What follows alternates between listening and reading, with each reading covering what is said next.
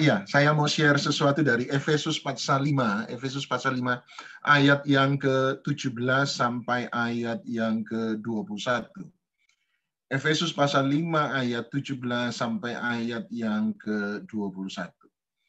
Efesus pasal 5 ayat 17, Paulus berkata, sebab itu janganlah kamu bodoh, tetapi usahakanlah supaya kamu mengerti kehendak Tuhan. Menarik sekali Paulus berkata, sebab itu janganlah kamu bodoh, terjemahan bahasa Indonesia. Saya sedikit lebih suka dengan terjemahan bahasa Inggris, terutama King James Version.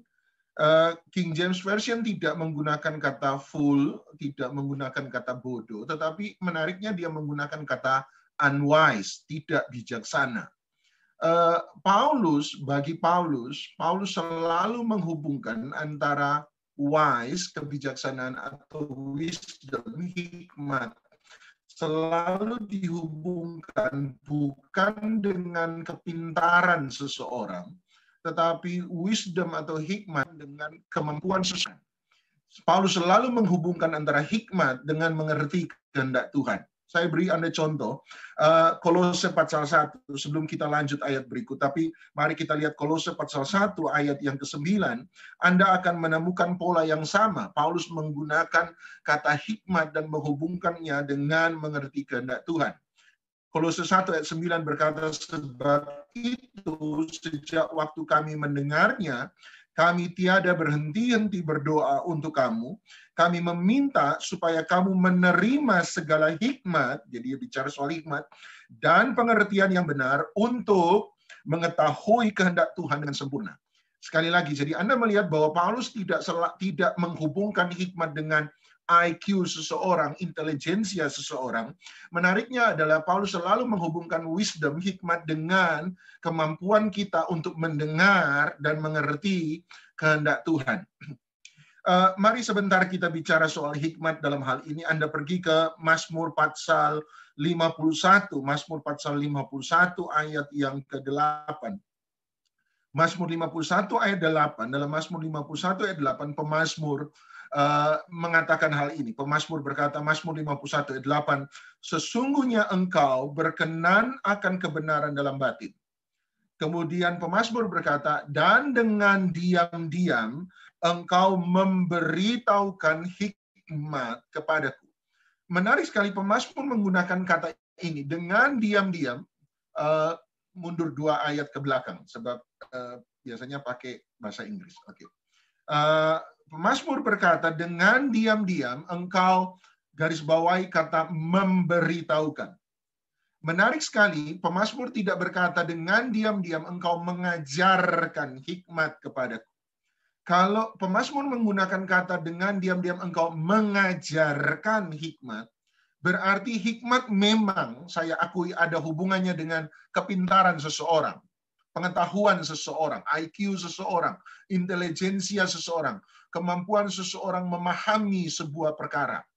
Tetapi menariknya, pemazmur tidak menggunakan kata mengajarkan, tetapi pemazmur menggunakan kata memberitahukan. Hal ini senada dengan Yakobus 1 ayat 5. Yakobus 1 ayat 5 mungkin Anda tahu ketika dia berkata, bagi engkau yang kekurangan hikmat, hendaklah engkau memintanya kepada dia sumber segala hikmat. Meminta segala hikmat. Meminta. Jadi dia tidak bicara tentang Tuhan yang mengajarkan, engkau belajar daripada dia, tidak. Tetapi menariknya Yakobus 1 ayat 5 berkata, mintalah. Hikmat tidak ada hubungannya dengan kepintaran seseorang. Hikmat ada hubungannya dengan mendengar sebuah informasi. Sebab ada kata memberitahukan. Memberitahu berarti dia memberi sebuah informasi supranatural dari Tuhan. Dalam hal ini kehendak Allah.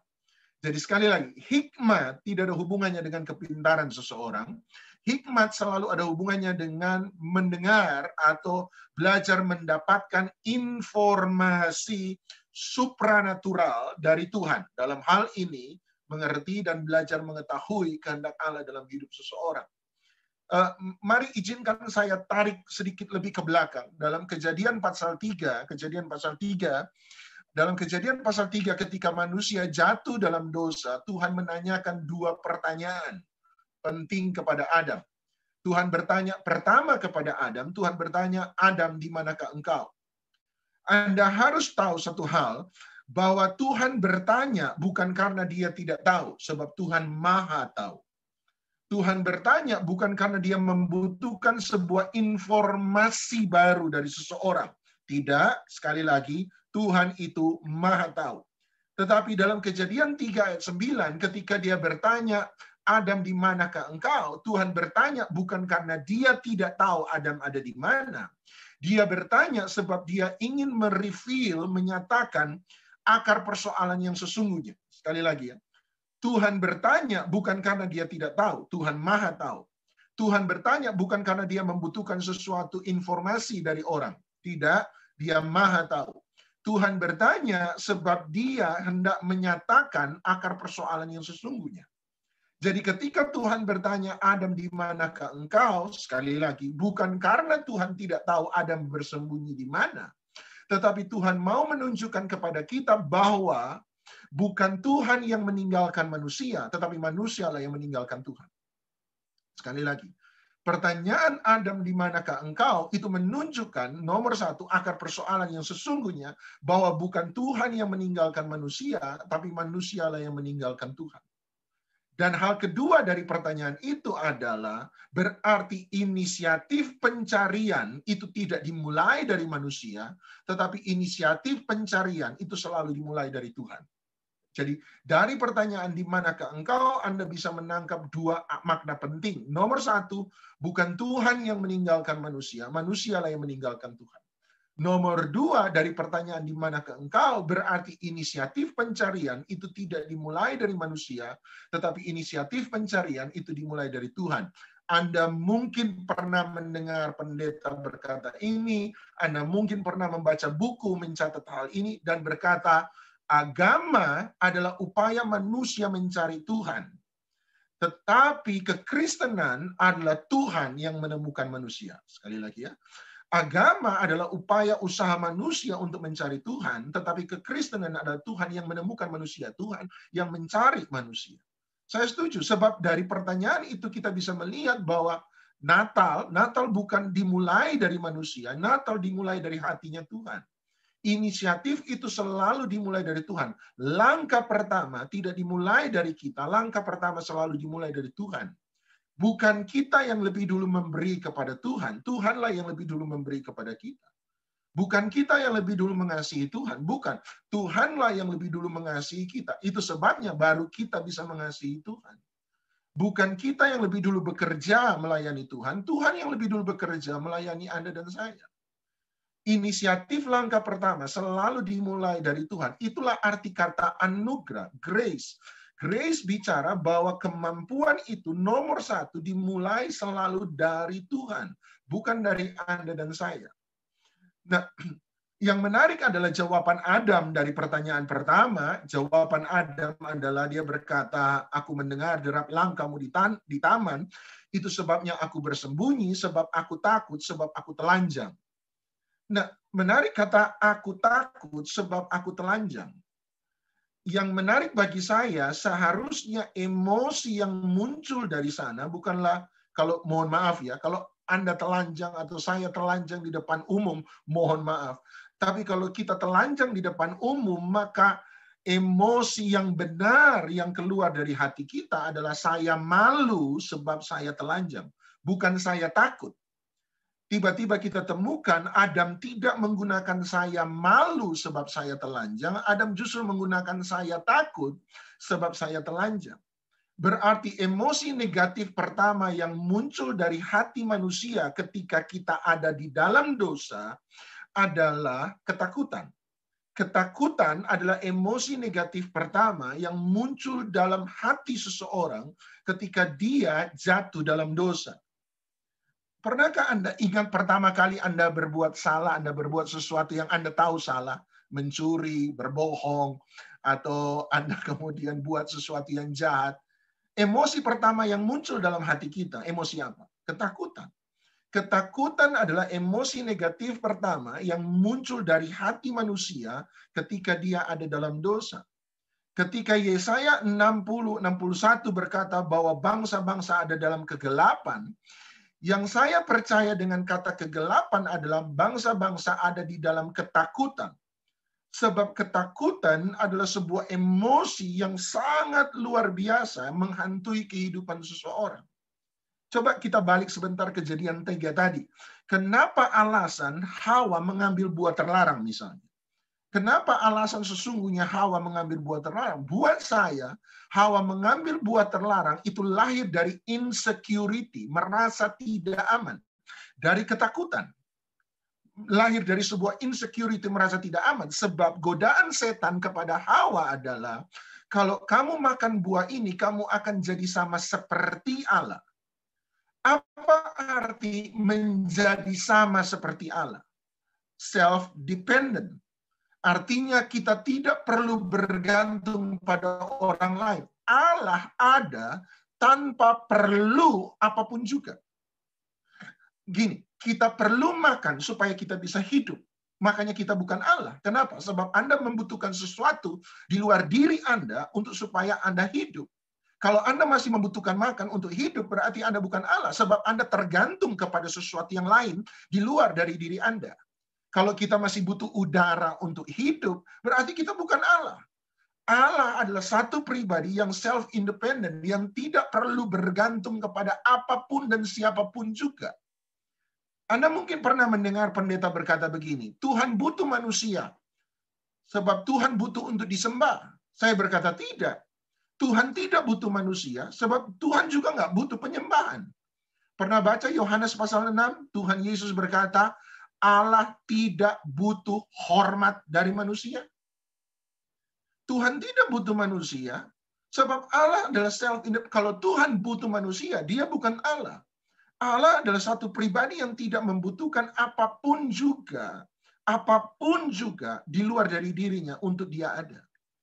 Nah, ketika iblis berkata, kalau kamu makan buah terlarang, kamu akan jadi sama seperti Allah, godaannya adalah, hey, kamu nggak perlu Adam, buat kamu ada.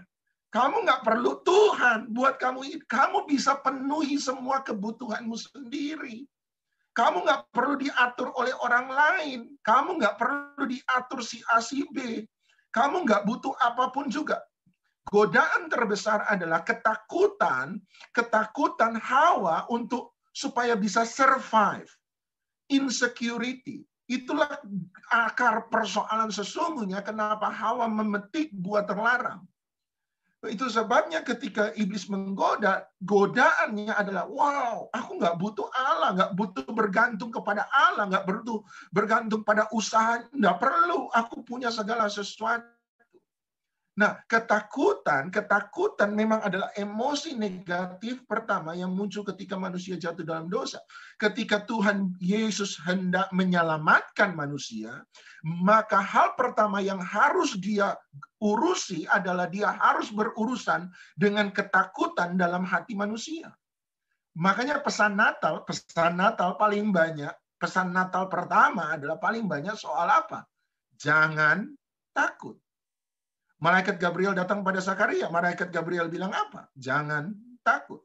Malaikat Gabriel datang pada Maria. Malaikat Gabriel bilang apa sama Maria? Jangan takut. Pasukan malaikat muncul di hadapan para gembala. Apa yang dia katakan kepada para gembala? Jangan takut. Ketika dia muncul dalam mimpi orang Majus, dia muncul dalam mimpi Yusuf, saya percaya kata pertama yang muncul selalu adalah jangan takut. Baca pelayanan Tuhan Yesus. Tiap kali murid-murid mengalami persoalan, dia selalu bilang apa? Jangan takut. Ketika dia berurusan dengan dosa manusia, maka dia harus berurusan nomor satu dengan ketakutan yang ada dalam hati manusia. Itu sebabnya ketika Yesus bangkit, Yesus mati, Yesus bangkit, Yesus naik ke sorga, Roh Kudus turun, kita menemukan ada sebuah perubahan besar dalam kehidupan murid-muridnya. Apa? Dari seorang penakut, tiba-tiba menjadi seseorang yang berani. Betul?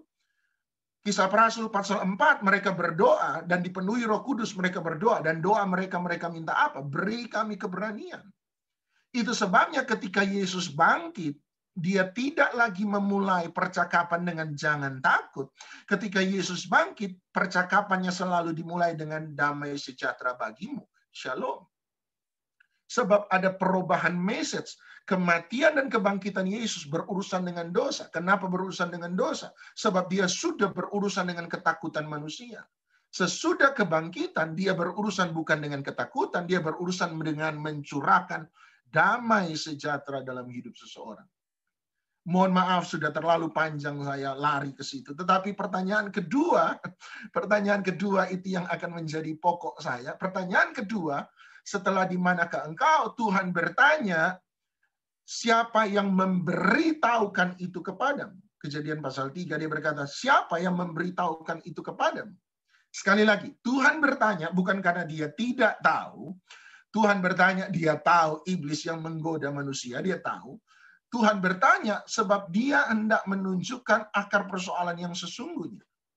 Jadi ketika dia bertanya, siapa yang memberi informasi itu kepadamu? Artinya Tuhan berkata, Adam, aku tidak pernah memberitahu itu. Aku tidak pernah memberi informasi itu kepadamu. Makanya dia menunjukkan bahwa akar persoalan sesungguhnya tentang dosa adalah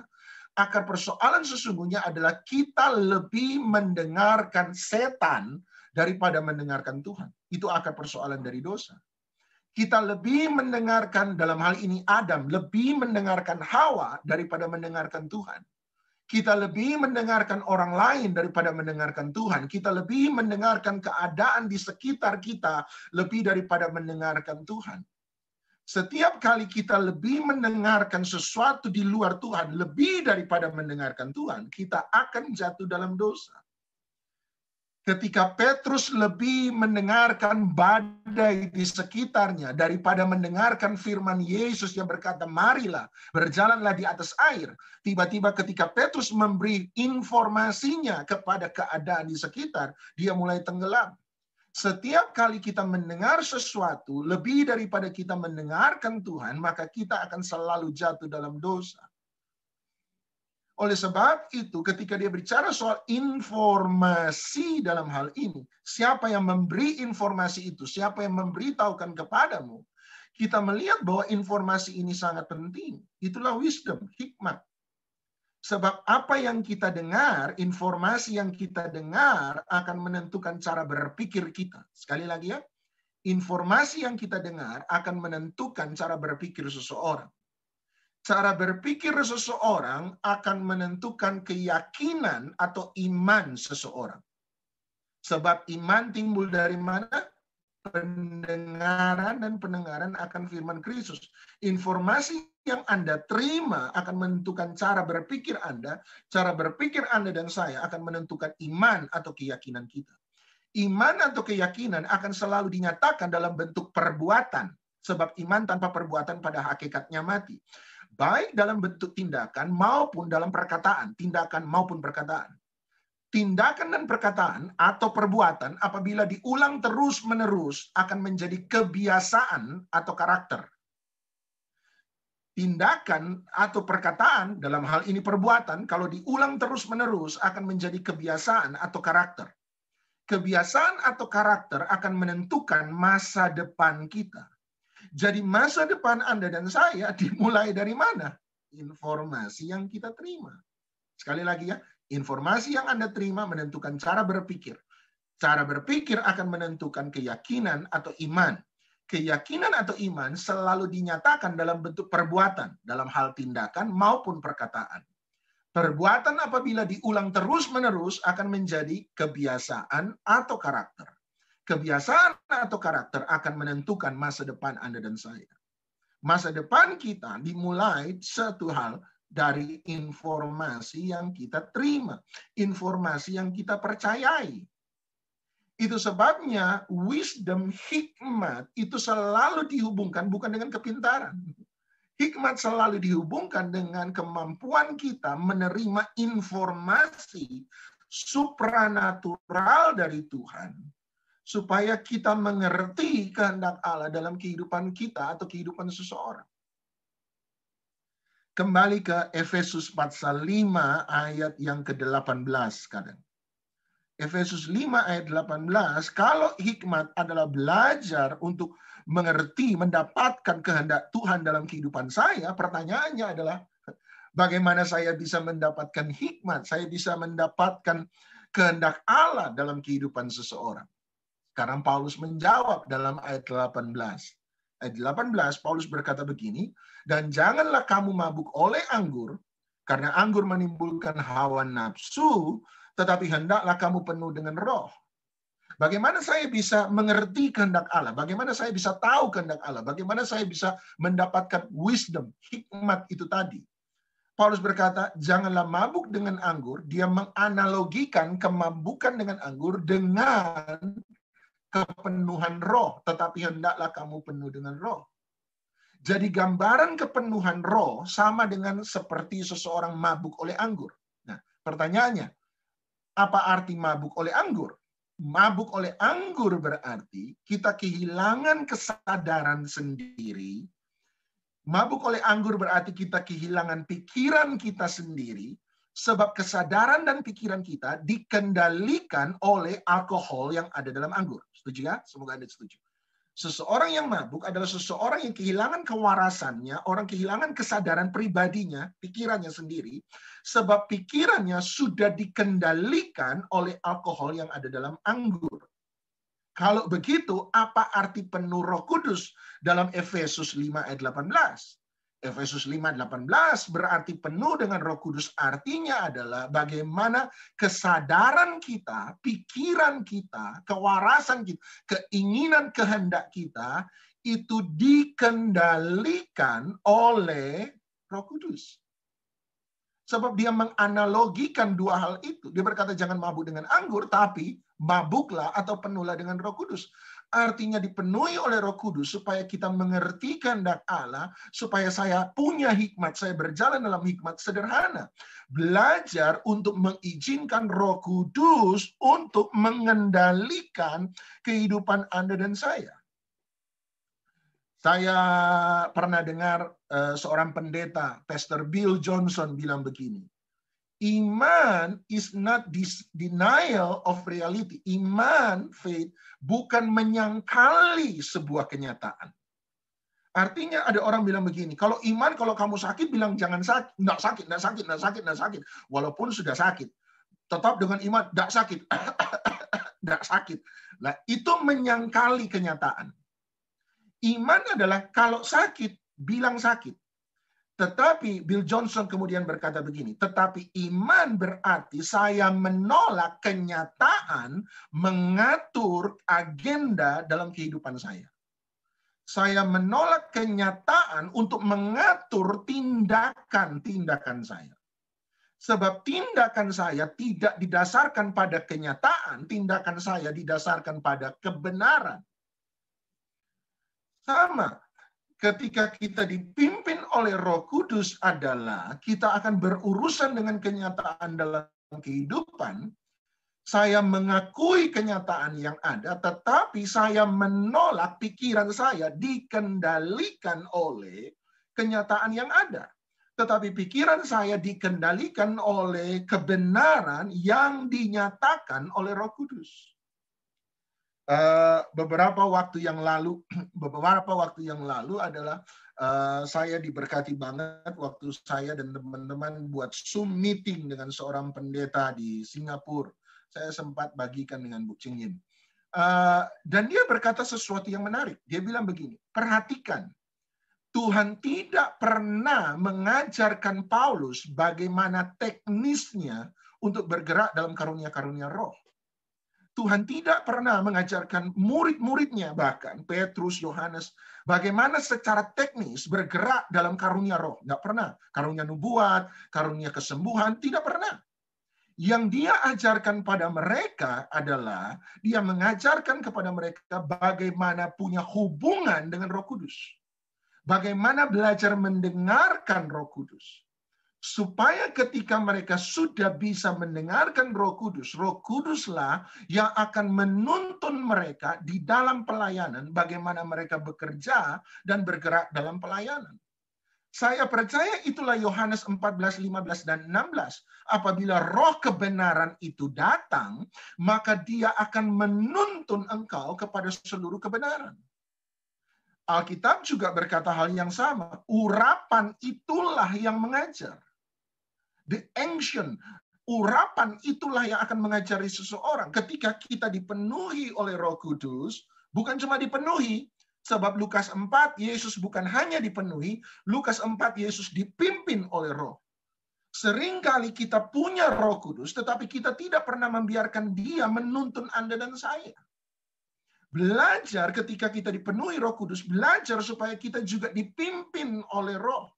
Dialah yang akan menuntut. Dan yang menarik, pendeta itu kemudian bilang begini. Pendeta itu kemudian berkata, kesalahan terbesar kita adalah ketika ada petobat-petobat baru, kita suruh mereka untuk lebih dulu mendengarkan pendeta, lebih dulu mendengarkan gereja, lebih dulu mendengarkan soal agama dan teologi, tanpa pernah mengajarkan mereka belajar mendengarkan Tuhan lebih dahulu.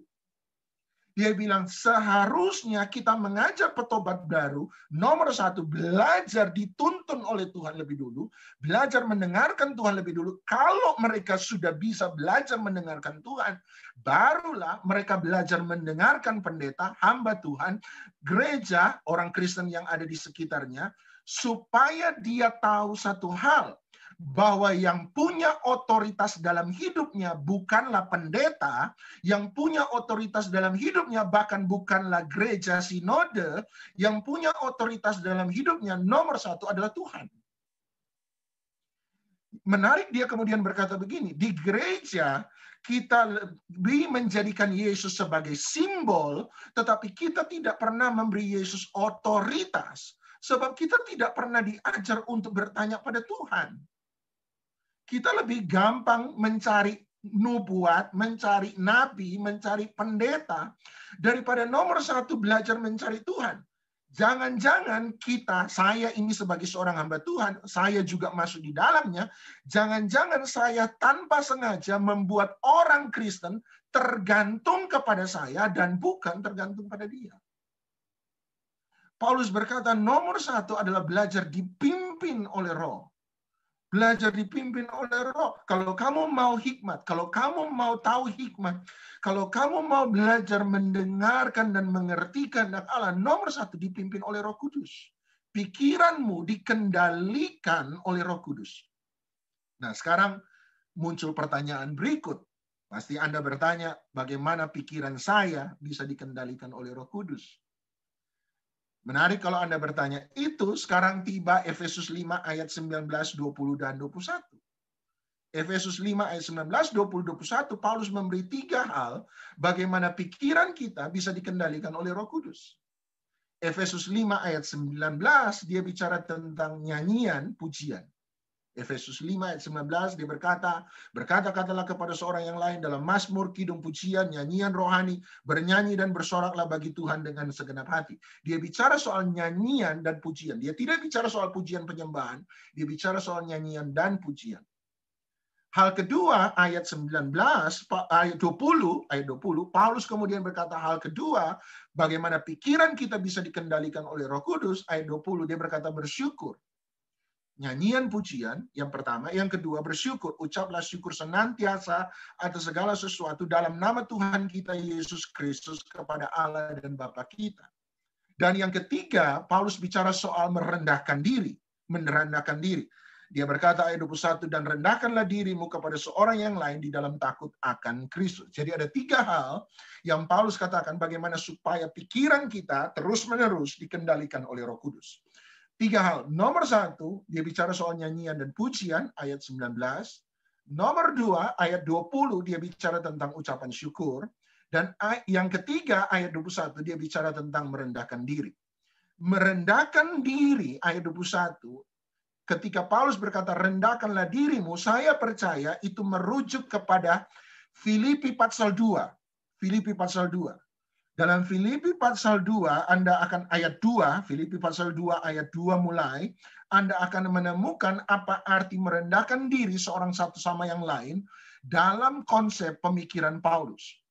Filipi pasal 2 ayat 2 berkata, karena itu sempurnakanlah sukacitaku dengan ini, Hendaklah kamu sehati sepikir dalam satu kasih, satu jiwa, satu tujuan. Ayat 3. Dengan tidak mencari kepentingan sendiri atau puji-pujian yang sia-sia. Sebaliknya hendaklah dengan rendah hati yang seorang menganggap yang lain lebih utama daripada dirinya. Merendahkan diri. Ayat 4. Dan janganlah tiap-tiap orang hanya memperhatikan kepentingannya sendiri, tetapi hendaklah mencari kepentingan orang lain juga. Ayat 5, hendaklah kamu dalam hidupmu bersama menaruh pikiran dan perasaan yang terdapat juga dalam Kristus Yesus. Jadi ketika Paulus bicara soal merendahkan diri, merendahkan hati seorang pada yang lain, melihat kepentingan orang lain juga menjadi kepentingan yang utama, yang dia maksud adalah supaya pikiran, the mind of Christ, pikiran dan perasaan yang ada dalam Kristus Yesus, ada di dalam kita. Bagaimana Roh Kudus bisa mengendalikan pikiran kita? Nomor 1, belajar berpikir sama seperti Yesus berpikir. Belajar merasa sama seperti Yesus merasa. Itulah yang Paulus maksudkan dengan merendahkan hati, merendahkan diri satu sama lain. Zaman lalu ada istilah WWJD atau WWJD yang punya arti what would Jesus do? Artinya sebelum kita melakukan sesuatu, belajar bertanya apa yang Yesus akan lakukan kalau Yesus ada dalam posisi saya. Kalau saya ditawari sebuah keuntungan tetapi keuntungan yang haram, di dalamnya ada dosa. Nomor 1, sebelum mengambil keuntungan itu, sebelum mengambil proyek itu, bertanya, what will Jesus do? Apa yang akan Yesus lakukan kalau dia ada dalam posisi saya? Apakah dia akan mengambil keuntungan itu dan berkata, nggak apa-apa toh, nanti sebagian dari keuntungan nanti saya bagi untuk menolong orang lain, ataukah dia akan menolak tawaran tersebut? Sambil percaya bahwa Tuhan punya rencana yang lebih indah, Tuhan punya cara untuk memberkati kita dengan lebih baik. What will Jesus do? Apa yang akan dia lakukan? Kalau kita disakiti oleh orang, apa yang Yesus akan lakukan kalau dia jadi saya? Apakah dia akan membalas rasa sakit dengan kemarahan, dengan kejahatan? Ataukah dia akan belajar mengasihi dan mengampuni orang tersebut? Belajar rendah hati adalah belajar punya pikiran yang sama seperti Yesus berpikir. Mata yang sama seperti Yesus melihat, tangan yang sama seperti Yesus merangkul, kaki yang sama seperti Yesus melangkah, hati yang sama seperti Yesus merasa. Yang kedua, ketika Paulus bicara tentang mengucap syukur sedikit aja berbeda dengan merendahkan hati. Mengucap syukur berarti melihat segala persoalan dengan cara sorga. Menyelesaikan sebuah masalah di bumi dengan cara sorgawi. Prinsip-prinsip kerajaan sorga. Merendahkan hati sesuatu yang personal dari Yesus. Tetapi mengucap syukur adalah melihat segala persoalan dengan prinsip kerajaan sorga. Sadarkah Anda salah satu kebiasaan Tuhan Yesus mengucap syukur, salah satu kebiasaan Tuhan Yesus dalam mengucap syukur yang ditulis oleh Alkitab adalah setiap kali dia mengucap syukur, Alkitab pernah beberapa kali berkata, Yesus selalu menengadah ke atas. Setiap kali Yesus akan mengucap syukur, dia selalu menengadah ke atas. Artinya ketika dia mengalami masalah, dia melihat masalah bukan dengan kacamata dunia, bukan dengan kacamata bumi, tetapi dia melihat masalah di bumi dengan kacamata sorga. Dia melihat segala sesuatu yang terjadi di bumi dari prinsip surgawi. Makanya Matius 6:33 ketika bicara soal kekhawatiran, dia berkata, carilah dahulu kerajaan Allah dan kebenaran.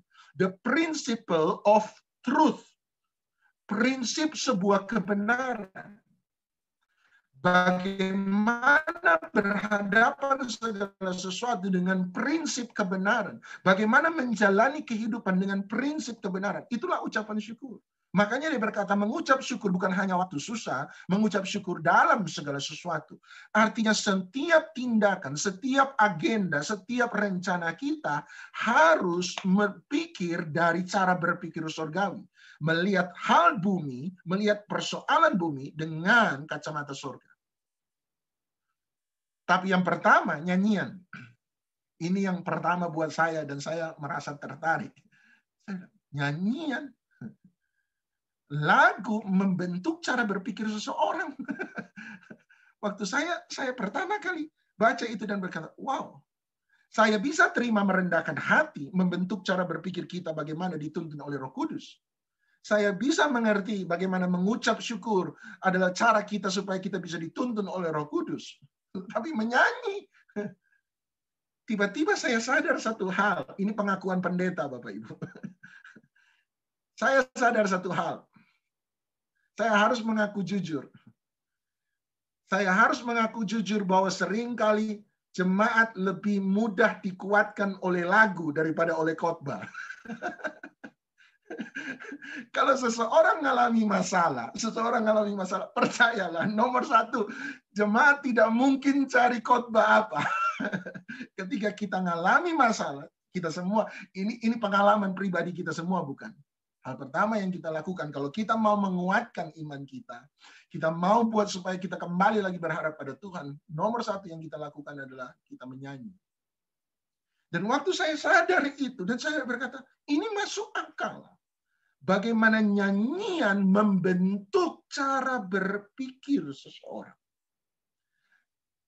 Itu sebabnya saya kemudian mencoba menggali kembali dalam Alkitab apa konsep lagu, apa konsep nyanyian dalam Alkitab. Dan menariknya saya menemukan konsep nyanyian dalam Alkitab adalah nyanyian dan lagu. Dalam konsep Alkitab ya, bukan semua lagu. Tetapi lagu dan nyanyian pujian kepada Tuhan dalam konsep Alkitab selalu tercipta dan digubah. Bukan karena kita punya inspirasi, bukan. Tetapi nyanyian dan lagu dalam Alkitab tercipta sebab kita punya pengalaman dengan Tuhan. Semua nyanyian dan lagu dalam Alkitab, terutama yang namanya tehila, lagu baru, nyanyian baru. Terutama ketika bicara soal tehila, maka setiap tehila, nyanyian baru, itu selalu berbicara tentang bagaimana seseorang mengalami sebuah pengalaman dengan Tuhan. Dan kesaksian orang itu, pengalaman orang itu dengan Tuhan disaksikan dalam bentuk lagu. Saya beri contoh pada Anda. Dalam Mazmur pasal yang ke-90, Mazmur 98, Mazmur 98 ayat 1, Mazmur 98 ayat 1. Perhatikan. Ini konsep nyanyian atau konsep lagu dalam Alkitab. Mazmur 98 ayat 1. Dia berkata, Mazmur 98 ayat 1. Mazmur, nyanyikanlah tehila, tehila nyanyian baru bagi Tuhan. Sing to the Lord a new song. Nyanyikanlah bagi Tuhan nyanyian baru, tehila, sebab dia telah melakukan perbuatan-perbuatan yang ajaib. Keselamatan telah dikerjakan kepadanya oleh tangan kanannya, oleh lengannya yang kudus. Perhatikan, dia berkata, sing to the Lord a new song, nyanyikan kepada Tuhan nyanyian baru, sebab bukan karena kita dapat inspirasi atau irama baru, bukan waktu kita sementara menyembah kemudian dapat inspirasi lagu kata-kata, bukan, tetapi dia berkata sebab apa? Sebab Tuhan telah melakukan perbuatan-perbuatan yang ajaib. Lagu baru, nyanyian baru, tehila lahir dari sebuah pengalaman dengan Tuhan. Pengalaman kemenangan akan selalu diekspresikan dalam bentuk nyanyian kemenangan. Pengalaman pengharapan akan membuat orang menyanyikan nyanyian baru, tehila, nyanyian baru pengharapan. Pengalaman mujizat akan membuat seseorang kemudian tehila, menyanyikan nyanyian baru di hadapan Tuhan, sebuah nyanyian baru mujizat. Anda lihat pengalaman kita dengan Tuhan akan selalu dibentuk diekspresikan dalam bentuk nyanyian baru, tehila. Hal yang sama Anda bisa lihat dalam Mazmur. Anda cari kata nyanyian baru, Anda mudah sekarang mencari kata nyanyian baru dalam Mazmur 40 ayat yang keempat, Anda akan temukan hal yang sama. Ketika bicara soal nyanyian baru, Mazmur 40 ayat 4, dia berkata, Tuhan memberikan nyanyian baru dalam mulutku untuk memuji Allah kita. Perhatikan, dia berkata, banyak orang akan melihatnya dan menjadi takut, lalu percaya kepada Tuhan. Ketika nyanyian baru lahir dari sebuah ekspresi pengalaman, lahir dari sebuah pengalaman dengan Tuhan, maka orang yang mendengar, menariknya pemazmur tidak menggunakan kata mendengar, pemazmur berkata melihat. Semua orang yang mengerti kesaksian, pengalaman di balik lagu itu, roh di balik lagu itu kemudian menjadi takut dan menjadi percaya pada Tuhan. Sebab kenapa mereka menjadi percaya? Sederhana. Sebab mereka mengerti pengalaman itu. Mereka melihat pengalaman itu. Mereka tahu pengalaman itu. Lagu diciptakan bukan hanya dari sebuah inspirasi. Lagu diciptakan dari sebuah pengalaman. Terakhir, Keluaran 15 ayat 1. Inilah salah satu kata pertama kali kata nyanyian muncul dalam Alkitab. Anda tahu kapan terjadinya? Ketika orang Israel dilepaskan Tuhan dari penjajahan Mesir. Dia membinasakan Firaun dan tentara-tentaranya di Laut Merah. Dan ketika orang Israel melihat Firaun dan tentara-tentaranya dibinasakan di Laut Merah, Keluaran 15 ayat 1 tiba-tiba muncul nyanyian baru. Konsep nyanyian itu lahir, tehila, nyanyian baru selalu lahir dari sebuah pengalaman. Tadi kita menyanyi sebuah lagu, banyak lagu, mungkin baru bagi sebagian orang, lama bagi sebagian orang. Tapi kalau kita tidak punya pengalaman yang baru dengan Tuhan, walaupun lagu tadi baru, misalnya lagu tadi baru, sekalipun itu lagu baru, tapi bagi Tuhan itu nyanyian lama. Sebab lahir dari pengalaman yang lampau. 5 tahun yang lalu, 10 tahun yang lalu. Bukan pengalaman tahun ini. Waktu saya belajar ini, Roh Kudus bicara kuat dalam saya. Dan Roh Kudus mengingatkan saya, hari ini, tahun yang jelek bagi sebagian besar orang. Saya takut satu hal, kita kehilangan nyanyian baru tahun ini. Kita masih menyanyikan lagu, betul. Tetapi karena kita sudah tidak punya pengalaman mujizat dengan Tuhan tahun ini, tidak punya pengalaman kemenangan dengan Tuhan tahun ini, tidak punya pengalaman sukacita dengan Tuhan tahun ini, tidak punya pengalaman ucapan syukur dengan Tuhan tahun ini, kita tidak punya nyanyian baru di hadapan Tuhan tahun ini. Tidak punya. Dan saya takut satu hal. Ini saya tidak berani bilang nubuat. Tapi saya rasa sesuatu yang kuat dalam hati saya. Kalau apa yang kita tabur satu kali akan kita tuai. Saya takut kalau kita tidak menabur nyanyian baru kita tahun ini. Saya takut 2021 bukan tahun yang mudah bagi sebagian besar kita. Kalau kita tidak punya pengalaman dengan Tuhan tahun ini, kita tidak punya pengalaman kemenangan, pengalaman terobosan, pengalaman ucapan syukur, pengalaman pertolongan Tuhan. Saya takut kalau kita tidak menabur dengan tetesan air mata, pujian-pujian, maka saya takut kita tidak akan pernah menuai dengan sorak-sorai. Waktu saya belajar ini, itu sebabnya saya coba bagikan saya coba bagikan, Anda termasuk yang awal saya bagikan ini. Sebab saya merasa pesan ini penting memasuki 2021, di penghujung 2020. Apakah kita masih punya lagu baru, nyanyian baru, ataukah pikiran kita sudah dikendalikan oleh ketakutan, kekhawatiran, keluh kesah, ataukah kita mengizinkan Roh Kudus mulai menguatkan dan berkata, jangan takut, percaya saja. Bukankah dalam kisah Natal ada lagu baru, nyanyian baru? Nyanyian malaikat yang berkata, kemuliaan bagi Allah di tempat maha tinggi dan damai sejahtera di bumi di antara manusia yang berkenan kepadanya.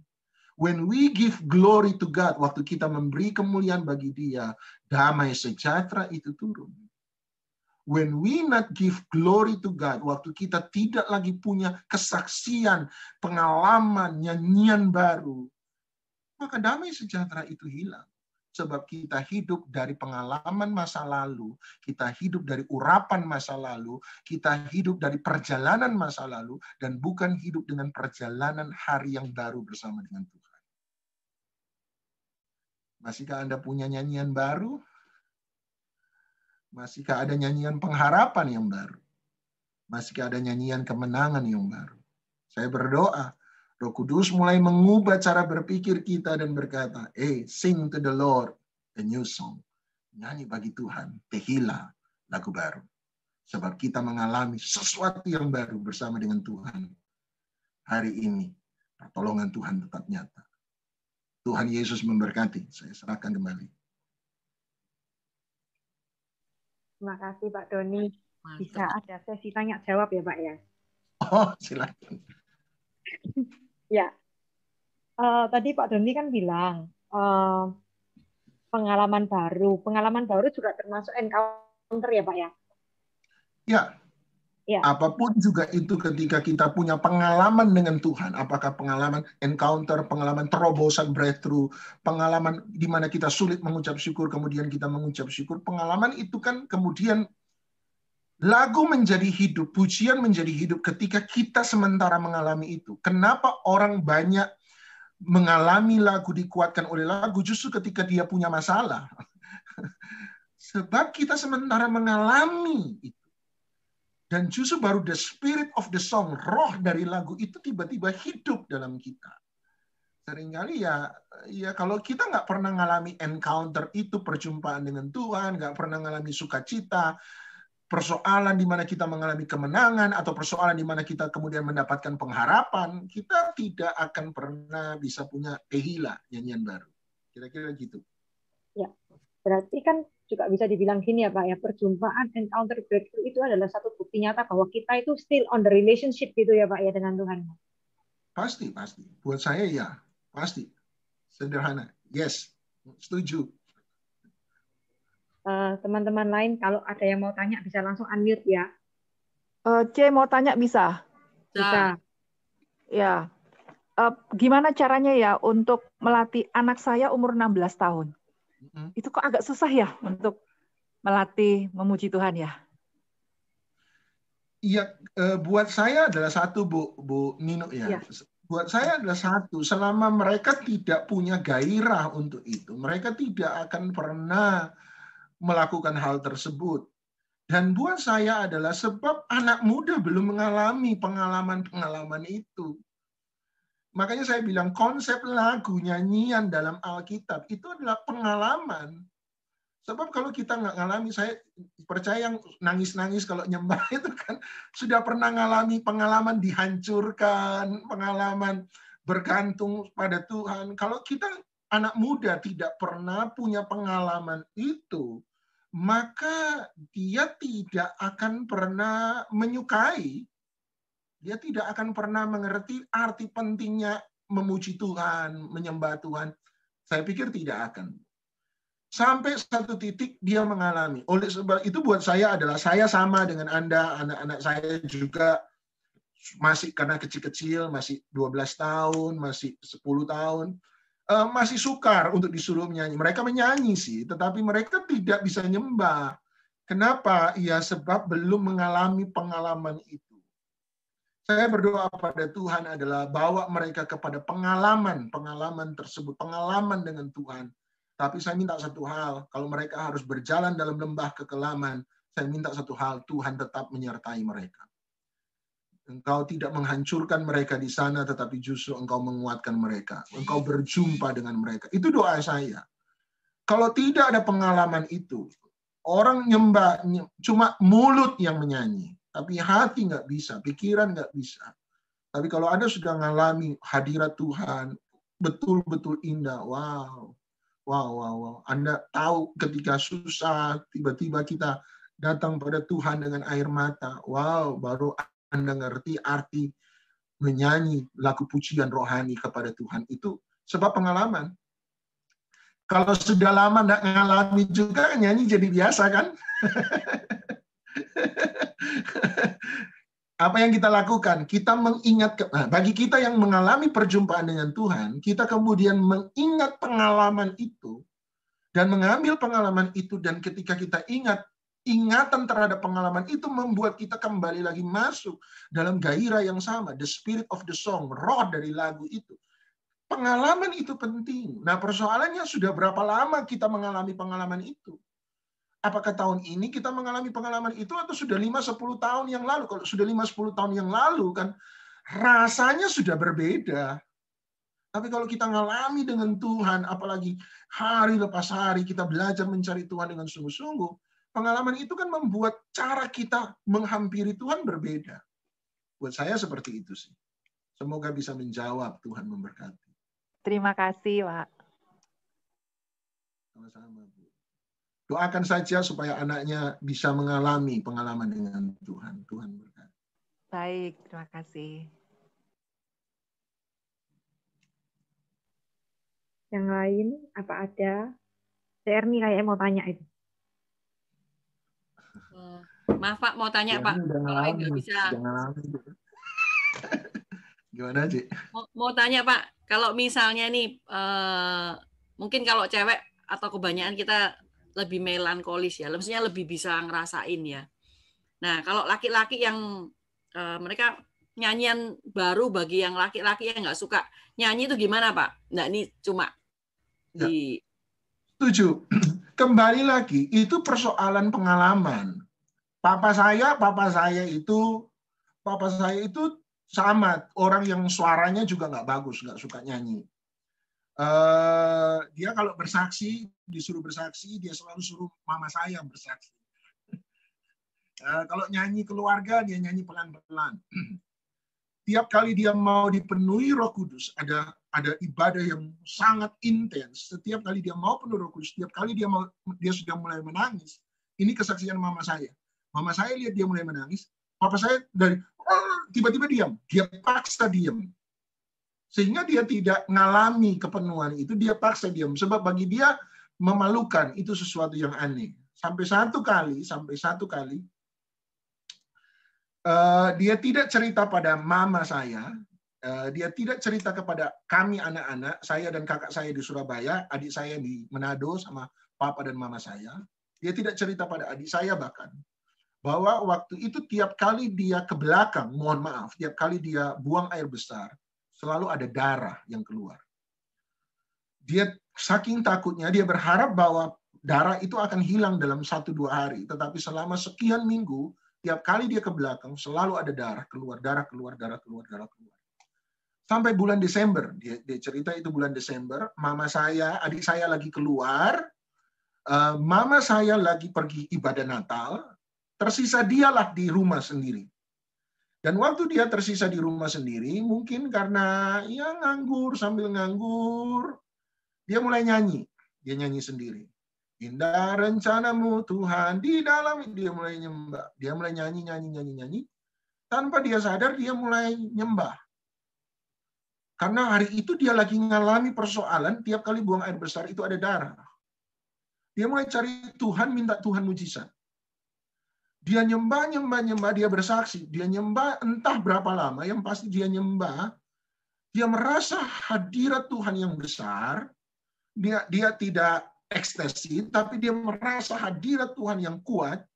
Sambil dia merasa hadirat Tuhan. Tiba-tiba dia merasa perutnya mules. Dia ke belakang, mohon maaf. Dia buang air besar. Dan ini kesaksiannya dia. Di hadapan orang banyak. Pertama kali seumur hidup. Ini pertama kali dia saksi.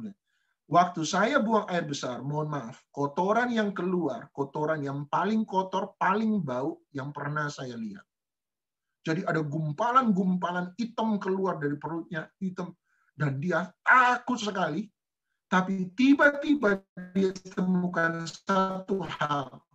Sejak malam itu, tiap kali dia buang air besar, tidak ada satu tetes darah yang keluar. Jadi ternyata waktu keluar, mohon maaf ya, kotoran yang paling kotor, paling bau yang dia pernah tahu, dia bilang, itulah masa kesembuhannya dia. Anehnya juga setelah hari itu, ini kesaksian sopir saya, kesaksian mama saya, tiap kali dia naik mobil, tiap kali dia minta sopir pasang lagu Indah Rencanamu Tuhan, tiap kali dia nyanyi lagu itu, sopir saya bersaksi, bos selalu nangis di mobil. Papa saya nangis. Dulu kalau menangis dia tahan. Tapi sejak hari itu dia nangis seperti anak kecil. Dia pegang sopirnya dia dan dia bilang begini, kamu mesti tahu satu hal. Tuhan Yesus itu baik. Sungguh baik. Sejak hari itu orang pemalu, ketemu orang, ketemu teman, dia selalu mesti bilang, Tuhan Yesus baik, Tuhan Yesus baik. Pertanyaan saya kembali lagi sama. Kapan dia bisa menyanyi dengan air mata? Pengalaman. Kalau kita nggak punya pengalaman dengan Tuhan, kita nggak punya nyanyian baru. Percaya nggak punya nyanyian baru. Buat saya itu yang konsep itu. Orang banyak menyanyikan lagu, tapi orang tidak pernah belajar menyanyikan new song, tehila, di mana ada pengalaman-pengalaman dengan Tuhan. Indah Rencanamu lagu tua, lagu lama. Tetapi ketika dia punya pengalaman yang baru, Indah Rencanamu menjadi nyanyian baru bagi dia. Jadi buat saya sama seperti anak muda tadi, anak kita, sama seperti suami, ya sebab nggak punya pengalaman. Kalau punya pengalaman, adik saya sama. Adik saya main drum dulu di gereja. Tapi nggak punya pengalaman. Waktu dia di kuliah di Surabaya, dia punya masalah yang luar biasa. Sejak hari itu, tiap kali dia dengar lagu, dia nyanyi. Nangis kayak anak kecil. Kapan dia mulai tahu menghargai lagu pujian penyembahan? Pengalaman. Kalau nggak ada pengalaman, kita nggak tahu the spirit of the song, roh dari lagu itu nggak punya. Semoga bisa menjawab hal yang sama. Pengalaman. Ada satu titik memang kita diizinkan Tuhan ngalami. Sebab kalau tidak punya pengalaman, kita tidak akan bisa punya tehila, lagu baru, nyanyian baru. Tidak bisa masuk dalam penyembahan. Tidak akan pernah. Ya, thank you, Pak. Kalau misalnya dalam keadaan yang mungkin new song itu nggak bisa keluar, mungkin lupa sama kasihnya Tuhan, sama ingat-ingat pengalaman sama Tuhan, yaitu harus diingatkan lagi ya, untuk bahwa Tuhan sudah baik, Tuhan sudah kayak ada lagu kan Pak, ingat kasihnya, ingat kebaikannya yang sudah kita alami. Ya. Persoalannya kan seringkali kita merasa terlalu biasa. Misalnya ada kata begini, ketika Tuhan Yesus bicara tentang pokok anggur yang benar. Dia berkata kan, di luar aku, kamu tidak dapat melakukan apapun juga. Bahasa Inggris kan menarik. Di luar aku, you can do nothing. You can do nothing. Kamu dapat melakukan, tidak ada artinya. Kenapa ada satu pendeta khotbah bilang begini, kenapa Tuhan Yesus tidak berkata, you cannot do anything, kamu tidak dapat melakukan apapun juga. Tapi Yesus berkata, you can do nothing, apapun yang kamu lakukan, itu tidak ada artinya.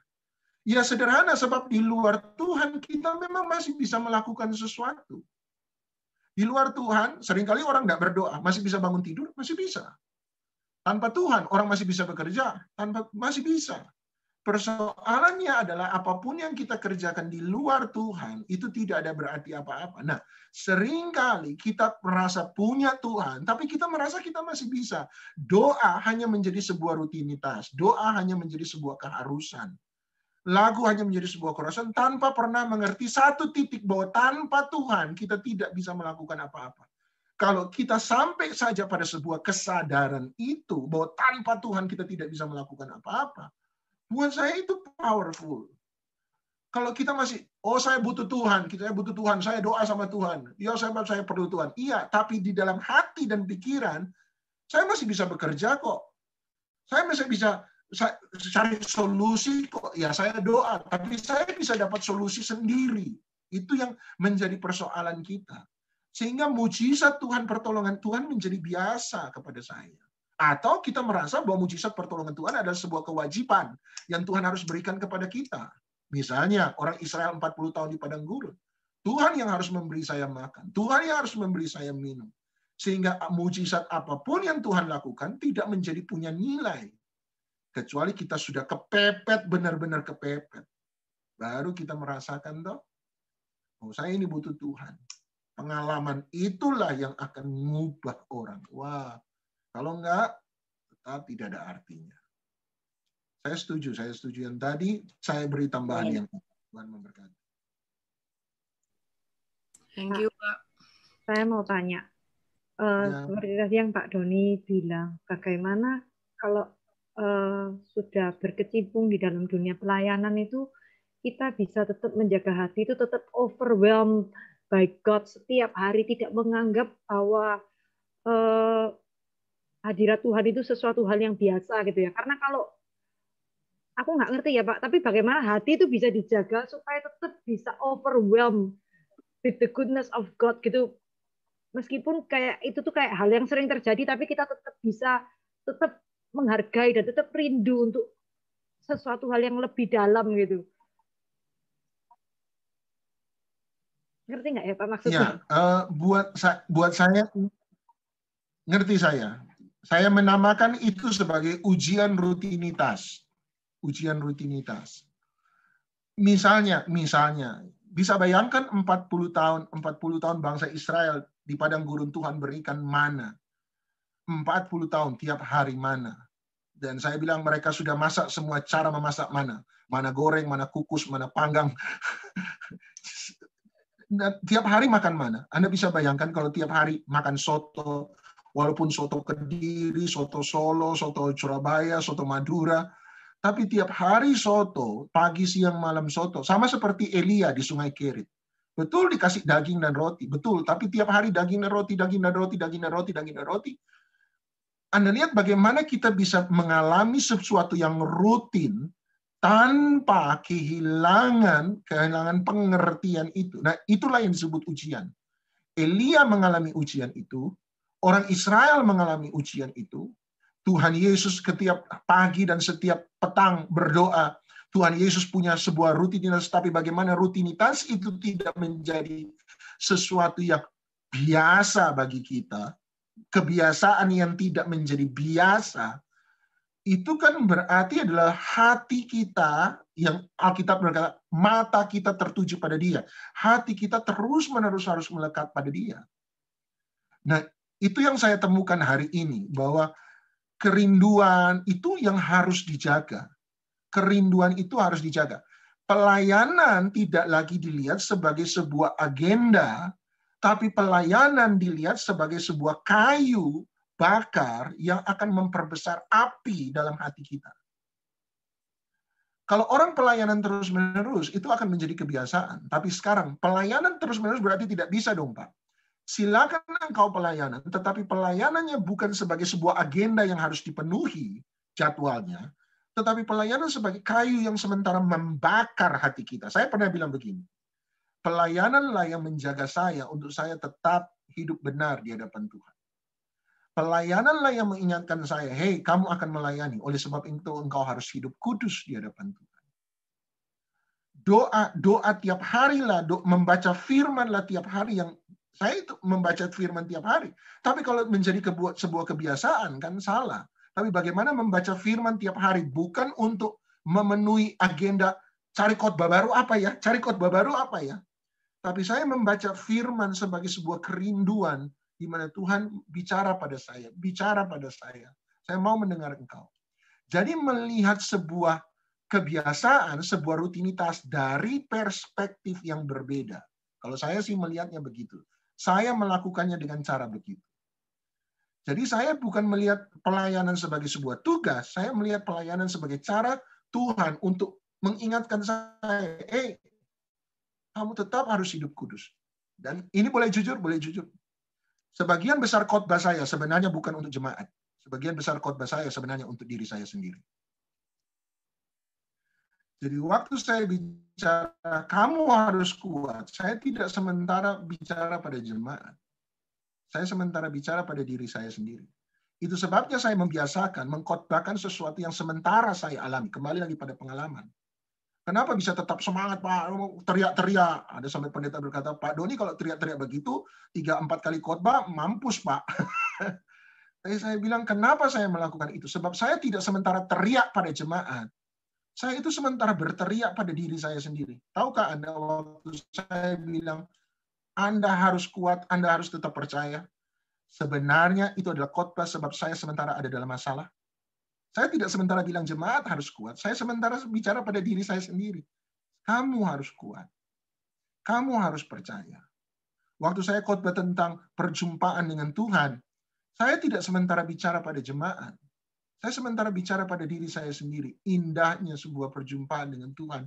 Doni, jangan pernah lupa pengalaman perjumpaan dengan Tuhan. Doni, sembah Dia, penyembahan adalah terutama. Kenapa saya banyak bicara itu? Sebab itu sementara mengingatkan saya.